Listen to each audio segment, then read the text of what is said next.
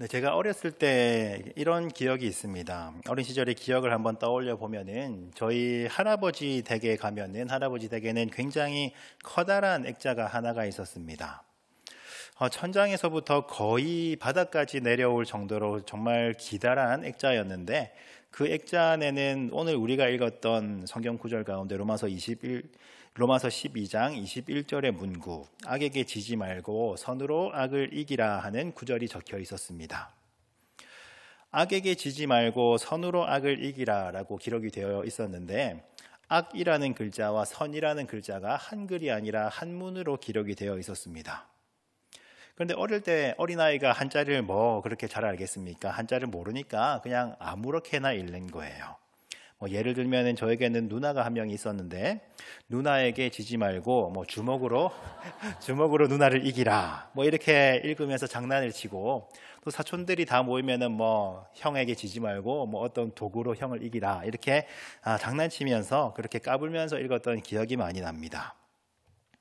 어린 시절이야 그냥 성경 구절을 읽으면서 뜻도 모르고 그냥 장난스럽게 그렇게 읽고 지나갔습니다마는 조금 더 커서 스스로 한문을 읽을 정도가 되었을 때 그 구절을 한번 다시 읽어보고, 그리고 이제는 많은 분들 앞에서 하나님의 말씀을 전하는 입장 가운데에서 그때의 기억을 한번 떠올려 보면서 그 구절을 다시 한번 되뇌어 봅니다. 악에게 지지 말고 선으로 악을 이겨내는 삶이라는 것이 과연 어떤 것일까? 선이 과연 악을 이겨낼 수 있을까 하는 의문을 가져봅니다. 이렇게 참 두려운 마음으로 많은 분들 앞에서 하나님의 말씀을 전하는데 정말 우리 모두가 진정으로 선으로 악을 이겨내는 삶을 살아낼 수 있기를 간절히 바라고 소망합니다. 조금 다른 이야기를 한번 해보자면은 제가 태어난 연도가 언제인가 하면은 1986년도입니다.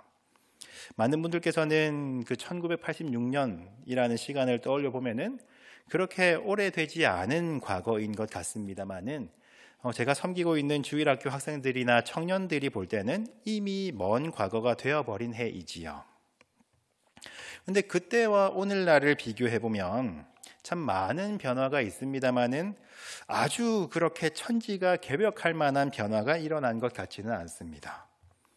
왜 그런가 하면 요즘 같은 거대한 마천루 같은 대형 건물들이 있지는 않았습니다만은 그래도 그때에도 아파트가 있었고, 그래도 또 찾아보면 엘리베이터가 있었던 시대였습니다.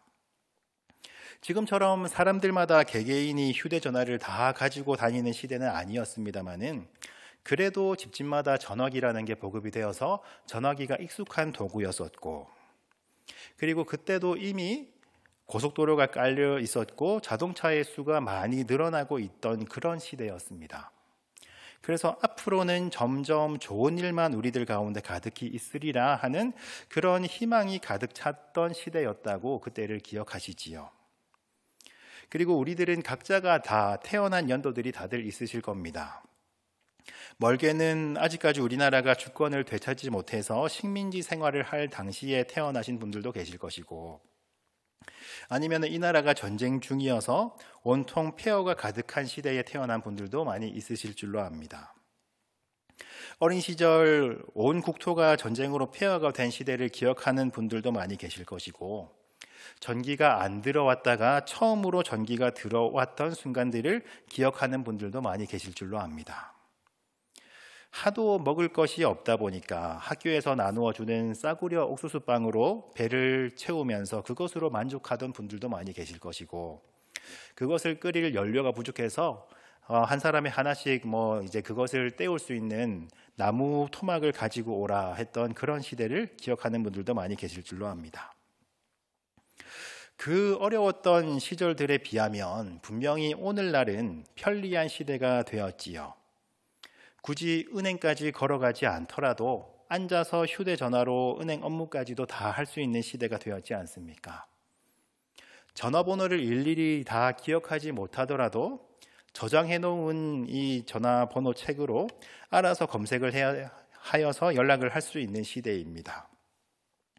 멀리 있거나 심지어는 외국에 있는 사람들과도 영상통화를 통하여서 얼굴을 볼 수 있는 시대이기도 하고, 그리고 몸에 굳이 상처를 커다랗게 내지 않고 조그마한 구멍만 내고서도 몸속에 있는 장기들을 수술할 수도 있는 참으로 대단하고 놀라운 시대를 우리는 살아가고 있지 않습니까? 과거 그 어느 때보다 편리한 시대가 되었다는 것은 우리가 부정할 수가 없습니다마는 과거 그 어느 때보다 더 살기 좋은 세상이 되었는가? 이렇게 누군가가 묻는다면 사실은 조금 대답이 망설여지고는 합니다. 편리한 세상이 되었다면 당연히 살기 좋아져야 하는데, 그런데 우리는 왜 그렇게 과거에 불편하고 가난했던 시절을 종종 떠올리며 그 시절을 그리워하고 있는 것일까요? 지금은 안 계시지만 그때는 계셨던 누군가를 그리워하는 것일지도 모르고, 그리고 그 시절을 살아가던 꿈 많고 젊고 패기 있던 나 자신이 그리운 것일지도 모르겠습니다. 그러한 여러 가지 개인적인 경험들을 제외하고 생각해 보면 어떻습니까? 그 시절에는 사람과 사람 사이에 정이 있었다고 하지요. 정이 많이 있는 시대였고, 그리고 그 정을 그리워하는 분들이 많이들 계시다고 합니다. 그런데 오늘날에는 정말 편리한 세상이 되었습니다마는 과거와 같은 따뜻한 정은 점점 찾아보기 힘들다고 하고, 그리고 점점 이웃들과의 관계가 삭막해져 가고 있는 시대를 우리는 살아가고 있지는 않습니까? 불과 20여 년 전 2000년대 초반까지만 하더라도 복도식 아파트에는 긴 복도를 따라서 여름철이면은 현관문을 다 열어놓고 지냈던 그런 시절도 있었지 않습니까? 그래서 이웃들 간에 저 집은 식구가 몇 명인지, 저 집에는 숟가락이 몇 개인지까지도 다 알고는 했었지요. 다 문을 열어놓고 생활을 하다 보니까 당연히 이 집의 소리가 다른 집에 새어나가기도 하고, 이 집의 음식 냄새가 다른 집에 전해지기도 하고, 그것이 당연했던 시절이 있었습니다. 사람이 있으니까 당연히 사람 소리가 나는 이것이 당연하게 여겨질 때도 있었는데, 그런데 어느샌가 점점 이 세상 가운데는 흉악한 범죄들이 늘어나고, 그리고 층간소음이라던가 벽간소음으로 인한 갈등으로 인해서 점점 신음하고 있기도 하고, 그리고 과거에는 상상하지 못했던 끔찍한 일들이 제법 자주 들려오곤 합니다. 꼭 어떤 범죄에 관한 이야기는 아니라고 할지라도 우리가 살아가는 일상적인 현장 가운데서는 서로에 대한 존중과 배려가 점점 사라져만 가는 시대를 우리는 살아가는 것만 같습니다. 곳곳에는 갑질에 대한 논란이 일어나고 있고, 그리고 내가 어디선가 무엇인가 작은 피해라도 입으면 이것을 상대방에게 더욱더 큰 피해로 돌려주고자 하는 그런 사소한 일상의 복수에 관한 이야기들이 참 많이들 들려오곤 합니다. 그 어느 때보다 풍요롭고 부유하고 편리한 시대를 우리는 살아가고 있습니다마는 살기 좋은 세상이라고 확신할 수만은 없는 이유가 바로 여기에 있지요. 앞으로는 점점 좋은 일만 있을 것이라는 희망 가득하던 때가 불과 얼마 전이었습니다마는 이제는 미래에 대한 희망을 이야기하는 목소리들이 점점 줄어들고 있습니다. 미래에 대한 희망은커녕 소멸을 이야기하고 있고, 우리의 존재 자체에 대한 고민을 해야만 하는 시대를 우리는 맞이하고 있지요. 한국의 사회가 아니라 한국의 교회 이야기를 해보면 어떻습니까? 나가서 동네 한 바퀴를 돌고 꽹과리만 치면은 동네 어린이들이 모두가 다 교회로 몰려들던 시대가 있었습니다. 꼭 그때까지 거슬러 올라가지 않더라도 제가 어린 시절만 해도 제가 친구 집에 놀러 가면 친구가 이제 친구의 어머니에게 저를 이렇게 소개하는 거예요. 엄마, 이 친구는 교회 다녀요. 이렇게 소개를 하면 그 친구의 어머니가 뭐라고 생각하시냐면, 그래? 교회 다니는구나. 너는 참 착한 아이겠구나. 이렇게 말씀하시던 때가 있었습니다. 그런데 오늘날 교회는 어떻습니까? 세상으로부터 손가락질 당하는 사례들이 한 번씩 두 번씩 생기는가 싶더니 언제부턴가 교회는 세상으로부터 인정받지 못하는 사회 분위기가 너무나 많이 확산되곤 합니다. 세상에는 점점 과거에는 생각조차 못했던 기가 막힌 죄악들이 넘쳐나고 있는데, 교회는 이 어지러워져가는 세상을 향해서 올바른 길을 제시해야 함에도 불구하고 그것을 점점 힘들어하고 점점 비관적인 소식만 들려오는 이 시대를 우리는 살아가지고 있지요. 교회가 세상의 빛과 소금의 역할을 점점 감당하지 못하고, 그래서 이 시대가 점점 악을 향해 내달리고 있는 이 어려운 시대 가운데 우리는 성도로서 어떠한 삶을 살아가야 하겠습니까? 오늘 우리가 읽은 본문 14절 말씀을 보면 이렇게 시작하고 있습니다. 너희를 박해하는 자를 축복하라. 축복하고 저주하지 말라. 이 성경이 기록될 당시의 교회는 오늘날과는 비교할 수 없는 환난과 핍박과 박해를 받았던 그런 시대였습니다. 오늘날처럼 그냥 손가락질을 당하는 정도가 아니라 일부러 큰 불을 저지르고서는 기독교인들이 그랬다고 하면서 끌고 가서 죽이기도 하고, 콜로세움에서 맹수와 싸움을 붙이는 것을 구경하기도 하고, 황제를 숭배하는 것이 아니라 예수를 높이고 숭배한다는 그 이유만으로 늘 용모 죄인처럼 늘 목숨을 내어놓고 신앙생활을 하던 그때가 있었습니다. 그런데 그렇게 박해를 일삼고 있는 세상을 향해서 주님께서 하시는 말씀이 무엇인가 하면, 저렇게 박해하는 자를 저주하지 말고 축복하라 말씀을 하고 계세요. 나를 박해하는 원수들이 혹시나 줄이고 있다면, 아이고 저 나쁜 사람 참 잘됐다, 이렇게 고소하게 생각해도 그 정도는 해도 괜찮을 것 같은데, 그런데 20절 말씀을 보면 어떻습니까? 나를 박해하는 원수가 줄이거든 먹이고 목마르거든 마시게 하라 하고 말씀을 하십니다. 그리고 그 뒤에 이어지는 문장이 이렇게 계속되고 있지요. 그리함으로 내가 숯불을 그 머리에 쌓아 놓으리라. 숯불을 머리에 쌓는다는 표현은 하나님의 심판을 의미합니다.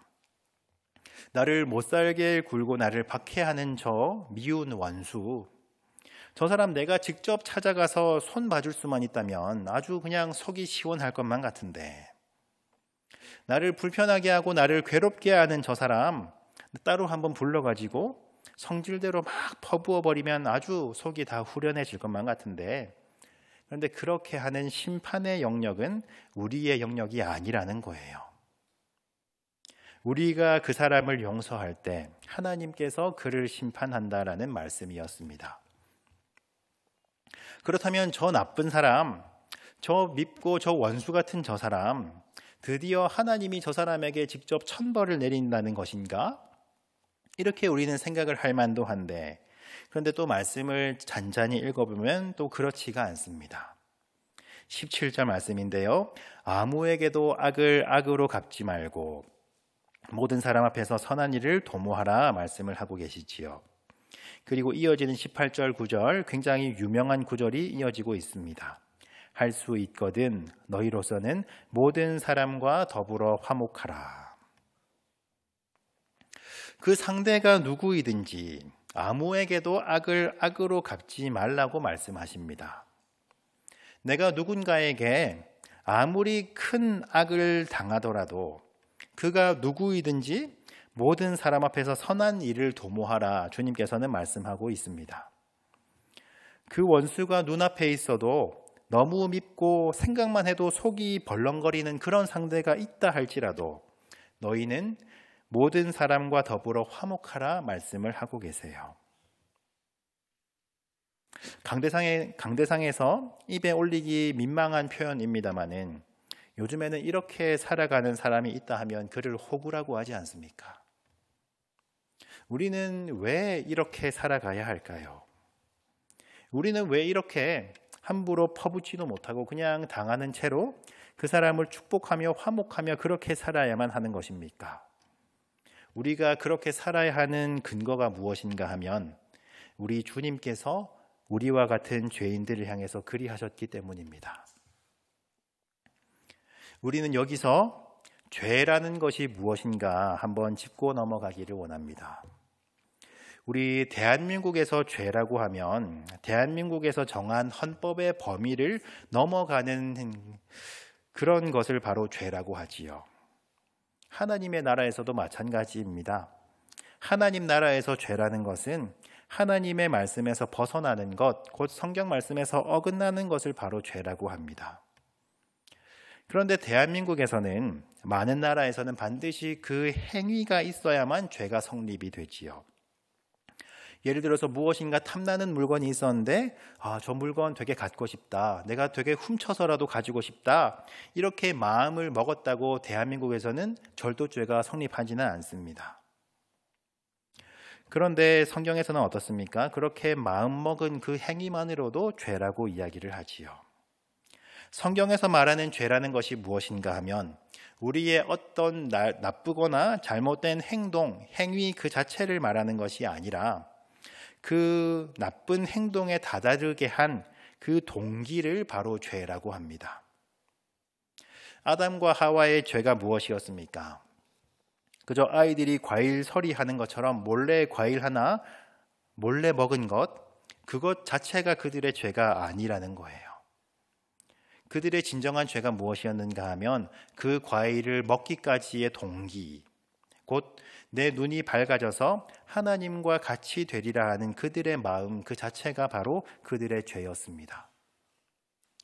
바벨탑을 높게 쌓은 것, 그 당대의 문명과 기술을 가지고 고층 건물을 짓는 일이 뭐 그렇게 악한 죄였겠습니까? 그 행동 자체보다는 거기까지 이르기의 동기, 우리의 기술과 우리의 문명을 가지고 저 높이 계신 하나님에게까지 한번 닿아보자 하는 그들의 마음이 바로 죄였던 것이지요. 죄가 있으면은 하나님과 거리가 생겨납니다. 죄로 인해서 하나님과의 거리가 생기고 그리고 하나님과의 단절이 생겨나게 됩니다. 생명의 근원이신 하나님에게서 끊어지게 되기에 죄의 결과가 죄의 삭은 바로 사망이라는 것이지요. 하나님께서는 하나님의 자녀들이 이렇게 죄에 빠져 있는 상태를 원하지 않으셨습니다. 하나님께서는 그 자녀들이 하나님과 단절되어서 그분과 멀리 떨어져 있는 것을 원하지 않으셨습니다. 그렇다면 멀리 떨어져 있던 두 관계가 가까워져야만 하는데, 그런데 어떻게 사람이 감히 하나님께 다가갈 수가 있겠습니까? 다가갈 수 없기에 하나님께서 사람이 되셔서 우리 인간들 가운데 가까이 다가오셨지요. 우리 죄를 사하기 위해서 우리와 하나님과의 단절을 없애기 위해서 인간의 모습으로 오신 하나님, 예수라고 하는 그 이름을 우리는 구원자 그리고 그리스도라고 고백하고 있지 않습니까? 우리 주님께서 죽으시고 부활하심을 통해서 우리는 하나님과의 거리와 단절이 사라졌습니다. 곧 우리들의 죄가 사해졌습니다. 악한 행위를 저질렀던 우리 마음속의 그 악한 동기, 나의 악한 자아들이 다 사라지고 죽어버린 것이지요. 우리의 악한 자아가 죽고 하나님과의 단절이 사라져버린 이 상태를 바로 하나님과의 화목이라고 합니다. 아무에게도 악을 악으로 갚지 말고 모든 사람 앞에서 선한 일을 도모하라. 할 수 있거든 너희로서는 모든 사람과 더불어 화목하라. 우리가 무엇인가 악을 당했을 때 우리가 똑같이 이 악을 악으로 되갚아버린다면 우리는 악을 옮기는 악의 통로가 될 뿐입니다. 그러나 예수님께서는 우리에게 그렇게 하지 않으셨지요. 십자가에 못 박은 자들을 위해서 기도하셨고 십자가에 못 박은 우리들을 위해서 죽으시고 부활하셨습니다. 커다란 악을 당하신 우리 예수님께서는 그 악을 선으로 갚아내셨습니다. 그리고 그 방법을 통하여서 승리하셨지요. 우리가 예수님의 방법처럼 누군가에게 악을 선으로 갚을 수만 있다면 우리는 이 세상 가운데에서 예수님을 닮은 작은 예수로 살아갈 수 있는 거예요. 그래서 우리 한 사람만 예수님과 화목해지는 것이 아니라 우리에게 악을 퍼부었던 누군가가 있다 할지라도 그 사람이 우리를 통해서 예수님과 화목해질 수가 있게 되는 것입니다. 그래서 이렇게 말씀하신 거예요. 할 수 있거든 너희로서는 모든 사람과 더불어 화목하라. 우리는 점점 선을 악으로 되갚는 시대를 살아갑니다. 예전에는 우리가 누군가에게 선을 행하면 그것이 선으로 되돌아오기도 했었지요. 그러나 요즘에는 선을 행한다면 호구가 되어서 그냥 세상으로부터 이용당하고 상처받기 일쑤이지 않습니까? 악을 선으로 갚기는커녕 선조차도 악으로 갚는 시대를 우리는 살아가고 있습니다. 악을 오히려 선으로 갚고 선을 선으로 갚으려고 해도 점점 호구가 되어버리는 이 세상 가운데에서 우리는 다시 한번 주님의 말씀을 기억해 보기를 원합니다. 21절 말씀인데요. 21절 말씀 함께 읽어보겠습니다. 악에게 지지 말고 선으로 악을 이기라. 아멘.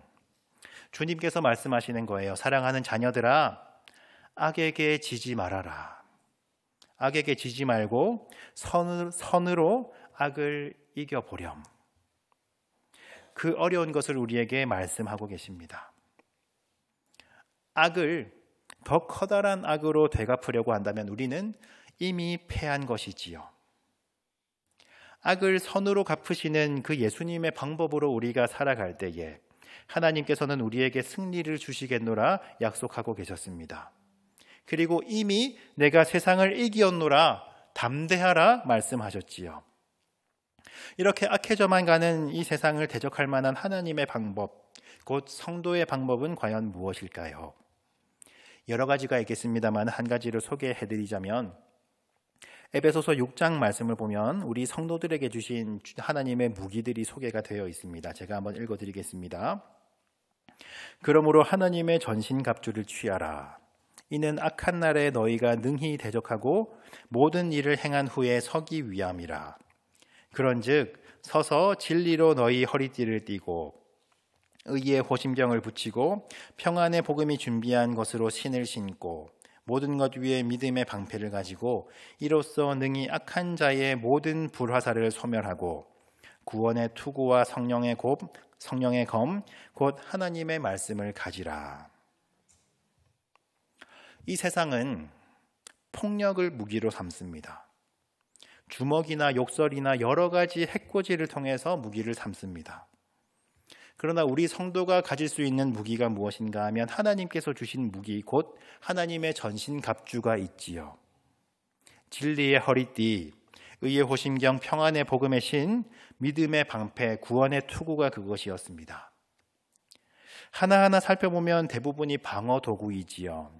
그런데 유일한 공격 무기가 하나 있었는데 그것이 무엇인가 하면 성령의 검, 곧 하나님의 말씀입니다.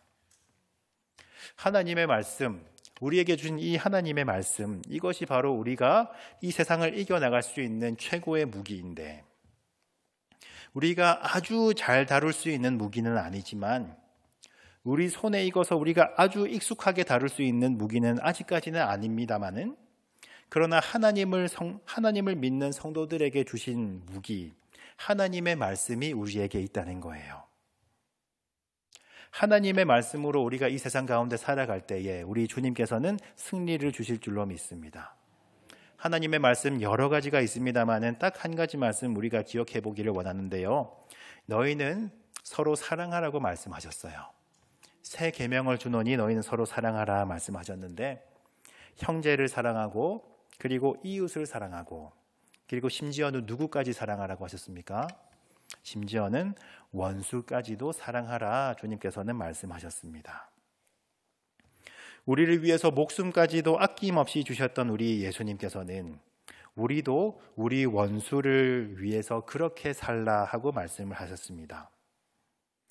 하나님의 말씀은 때로는 너무나 쓰고 너무나 어렵기만 하지요. 그래서 우리 주님께서는 우리에게 기도를 가르쳐 주시면서 이렇게 기도하라 알려주신 구절이 있습니다. 주기도문 가운데 이러한 구절이 있는데요. 우리가 우리에게 잘못한 사람을 용서하여 준 것 같이 우리의 죄를 용서하여 주시기를 너희는 그렇게 기도하라 하고 알려주셨습니다. 우리들 가운데 혹 누군가를 미워하고 계신 분이 있으십니까? 이 자리에 앉아 계신 많은 분들 가운데에 누군가에게 나쁜 일을 당하여서 아픈 마음으로 이 자리에 앉아 계신 분들이 혹 계시지는 않으신지요? 점점 악해져만 가는 이 세상 가운데에 힘겨운 몸과 마음으로 이 자리에 앉아 계신 분들이 있으실 줄로 압니다. 사랑이라고 하는 가치가 점점 사라져만 가는 오늘날, 과연 성도는 어떠한 삶을 살아가야 하는가? 점점 우리는 신앙인으로서 살아가는 것이 점점 힘겨워지곤 하지요. 많은 분들께 조심스럽게 하나님의 말씀으로 권면을 드립니다. 우리들 오늘도 주님의 말씀을 따라 살아가 보십시다. 더 이상 악에게 지지 마십시오. 악에게 지지 말고 선으로 악을 이겨내는 삶이 우리들 가운데 있기를 바랍니다. 주님께서는 이미 세상을 이겼노라고 너희들은 담대하라 하신 그 말씀 기억하면서 심판의 역할을 주님께로 넘겨드립시다. 그래도 우리의 성질대로, 우리의 죽지 않은 옛 자아대로 누군가를 향해 시원하게 퍼붓고 싶은 그런 시험에 빠지지 않게 하시고, 주님께서는 우리를 악에서 구하실 것입니다. 그렇게 살아갈 때에 하나님과 화목해지는 자들이 더 많아질 것이고, 그렇게 하나님의 나라가 확장되어 가는 거예요. 하나님의 나라와 권능과 영광이 영원히 아버지의 것임을 믿습니다. 기도하겠습니다. 살아계신 아버지 하나님, 오늘 주님께서 저희에게 하신 말씀, 악에게 지지 말고 선으로 악을 이기라 하신 말씀을 함께 살펴보았습니다. 아버지여, 점점 악해져만 가는 이 시대 가운데에서 하나님의 말씀만으로 살아갈 수 있는 것인가? 과연 힘없어 보이고 너무나 연약해 보이는 사랑의 가치로 우리가 이 험한 세상을 제대로 살아낼 수 있을 것인가? 저희들은 늘 불안해하고 두려운 마음으로 이 세상을 살아갑니다. 아버지여, 그럼에도 불구하고 저희들 이 악한 세상을 더 큰 악으로, 더 큰 폭력으로 상대하는 것이 아니라 악에게 지지 말고 선으로 악을 이겨내라 하신 그 주님의 말씀을 따라 이 악한 세상 가운데 사랑으로 살아가게 하여 주시옵소서. 주님 닮은 모습으로 이 세상 담대하게 살아갈 수 있도록 저희들 가운데 힘을 더하여 주시옵소서. 아버지여, 점점 교회가 하나님의 영광을 드러내지 못하고 이 세상으로부터 지탄받고 손가락질 받곤 하는 시대를 우리는 살아갑니다. 아버지여, 하나님의 말씀대로 살아가지 못하고 악한 모습으로 살아갔던 저희들의 모습을 불쌍히 여기시고 용서하여 주시옵소서. 저희들 하나님의 말씀대로 살아갈 때에 세상은 저희를 통하여서 주님을 보게 하시고, 이 땅 가운데 여전히 하나님을 알지 못하는 너무나 많은 영혼들을 주님께로 인도하는 귀한 축복의 통로로 저희들을 사용하여 주시옵소서. 저희들의 모든 언행들과 모든 행동들이 주님께 영광 올려드리는 귀한 삶이 될 수 있기를 간절히 원하오며, 이 모든 말씀 우리 주 예수 그리스도의 이름으로 기도드립니다. 아멘.